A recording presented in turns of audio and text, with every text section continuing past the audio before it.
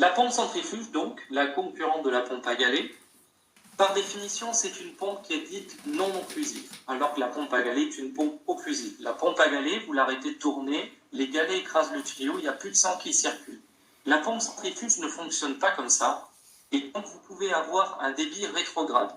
Ceux qui font de la réanimation cardiaque et qui vont de l'ECLS, de l'ECMO artério-veineuse, vous savez que si vous ne générez pas assez de débit avec votre pompe centrifuge, vous allez arriver avec le débit cardiaque qui va buter dessus et vous pouvez générer un débit rétrograde.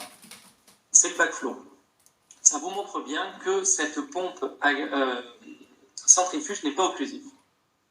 Le débit, lui, par contre, sur les pompes centrifuges est juste, puisque c'est un débit mesuré. Derrière ce capot noir, vous avez des ultrasons qui vont vous mesurer le débit qui passe. Comment ça fonctionne, ces pompes à centrifuge, pardon. Vous avez, donc c'est globalement la même chose chez tous les constructeurs. Vous avez une forme en plastique à l'intérieur avec des petites ailettes qui sont entraînées par électroaimant et ça va vous générer un débit comme ça qui passe. Donc vous voyez le sens de rotation dans ce sens-là et ça repart dans le tuyau. Et donc sous ce capot noir, voilà, dans le sens de la flèche, vous avez la mesure du débit par ultrason. Cette pompe centrifuge, elle a pas mal d'avantages et quelques inconvénients.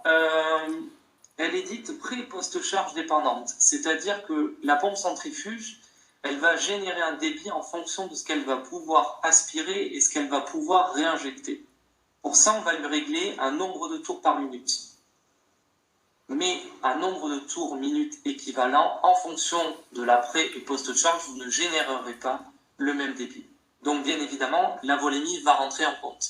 Vous le voyez bien également, je reviens à ceux qui font de la réanimation sur les ECMO, la volémie change beaucoup. Dès que vous remplissez votre patient, en général, avec un nombre de tours par minute équivalent, vous avez un meilleur débit. Mais également, des freins à l'aspiration.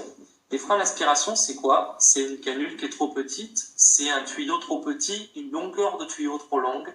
Tout ça va générer des difficultés à la pompe pour aspirer, et donc, comme elle dépend de ce qu'elle peut réinjecter, de ce qu'elle peut aspirer, si elle a du mal à aspirer, elle ne réinjectera pas. Vous pouvez très bien imaginer un tuyau qui est coudé, également, du mal à aspirer, elle ne générera pas de débit à l'éjection. Et les freins à l'éjection, eh bien, c'est la même chose. Taille, longueur du tuyau, diamètre du tuyau, tout ça va être un frein à l'éjection. Vous imaginez un caillot sur la canule de réinjection, c'est pareil, ça va gêner le débit que va pouvoir générer la pompe.